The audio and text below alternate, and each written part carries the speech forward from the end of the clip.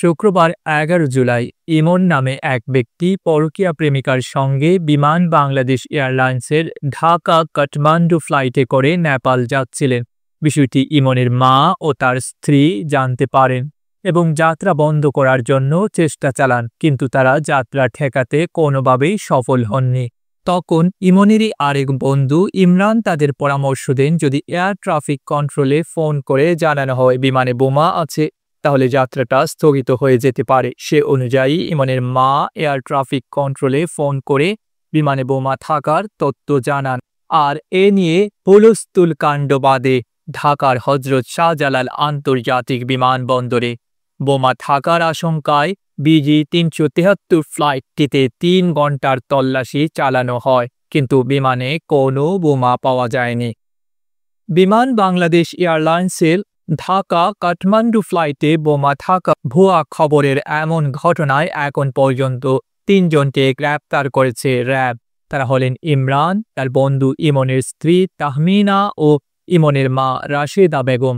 শনিবার ১২ জুলাই সকালে রাজধানীর কারওয়ান বাজারে সংবাদ সম্মেলনে এসব তথ্য জানান র্যাবের মহাপরিচালক AKM শহীদুর রহমান।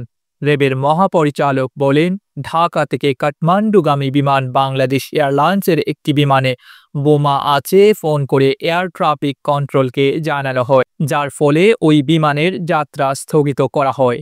৩ থেকে ৪ ঘন্টার তল্লাশি করে কিছু পাওয়া যায়নি। এই ঘটনায় জাতীয় এয়ারলাইন্সের ভাবমূর্তি দেশে ও আন্তর্জাতিকভাবে মারাত্মক ক্ষুণ্ণ হয়।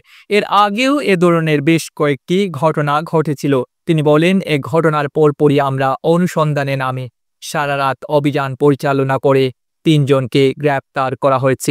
এ ঘটনার নেপথ্যেই পরকীয়া প্রেমের কাহিনী রয়েছে বলে জানান র্যাবের মহাপরিচালক। শুক্রবার বিকেল ৪টা ৪৫ BG-373 ফ্লাইটটির ঢাকা থেকে নেপালের কাঠমান্ডুর উদ্দেশ্যে ছেড়ে যাওয়ার কথা ছিল। উড়োজাহাজটির বৈমানিক ছিলেন ক্যাপ্টেন আব্দুর রহমান। ফ্লাইটটি ছাড়ার আগে অজ্ঞাত ফোন কলে বোমা থাকার হুমকি আসে। কলটি আসে বিকেল ৪টা ২৬। এরপরই বিমানবন্দরের নিরাপত্তা ব্যবস্থা সর্বোচ্চ সতর্কতায় নেওয়া হয়। ফ্লাইটটি রানওয়ে থেকে ফিরিয়ে এনে যাত্রী নামিয়ে শুরু হয় তল্লাশি। ফ্লাইটটিতে ১৪২ জন যাত্রী ও ৭ জন ক্রু ছিলেন। যাত্রীদের নিরাপত্তাকে সর্বোচ্চ অগ্রাধিকার দিয়ে তাৎক্ষণিকভাবে সবাইকে উড়োজাহাজ থেকে নামিয়ে বিমান জুড়ে তল্লাশি চালায় বোম ডিসপোজাল ইউনিট। উড়োজাহাজে এমন ভুয়া তথ্য দেওয়াকে আইন অনুযায়ী সন্ত্রাস বিরোধী কর্মকাণ্ড হিসেবে গণ্য করা হয়। এতে সর্বোচ্চ শাস্তি যাবজ্জীবন কারাদণ্ড পর্যন্ত হতে পারে। র্যাব জানায়, এই ঘটনাটি শুধু পারিবারিক নয়, বরং একটি জঘন্য অপরাধ হিসেবে বিবেচিত হবে। র্যাব ডিজি বলেন, বিষয়টির সাথে যতই আবেগ জড়িয়ে থাকুক না কেন, কোনো বোমা না থাকা সত্ত্বেও এমন তথ্য ছড়ানো দেশের নিরাপত্তা ব্যবস্থাকে চরমভাবে বিঘ্নিত করে। এ ঘটনায় দায়ীদের বিরুদ্ধে আইন অনুযায়ী কঠোর ব্যবস্থা নেওয়া হবে বলেও জানান তিনি। ডেস্ক রিপোর্ট, আধুনিক কাগজ।